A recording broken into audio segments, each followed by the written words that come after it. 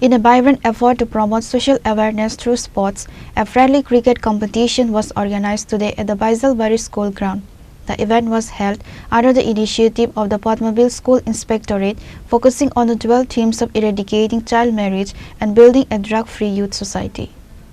The ceremonial opening of the match was performed by MLA Ranjit Dabarma, who emphasized the power of sports in steering the youth away from social evils. The event saw the participation of the top district officials and public representatives, signaling the administration's commitment to these social causes.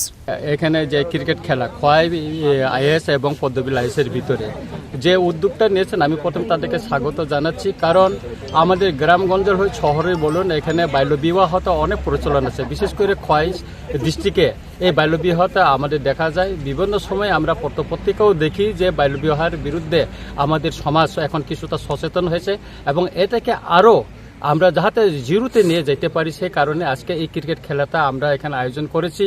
এবং এখানে ড্রাগসটাও গ্রামগঞ্জে গেলে আমরা দেখা যায় অনেক ছেলে মারা যায় বিভিন্নতে, এখানে বিভিন্ন রিহাব সেন্টারে তাদের আছে, এগুলি দেখলে আমার খুব কষ্ট লাগে। তাই আমরা এই খেলার মাধ্যমে তাকে উৎসাহিত করতে যাই যাতে ড্রাগসে এইদিকে না যায় এবং বাল্যবিবাহ থেকে আমরা তাদেরকে দূরে সরে নিয়ে আসতে পারি, সেই উদ্যোগের জন্য মানে এই খেলাটা আয়োজন করা হয়েছে।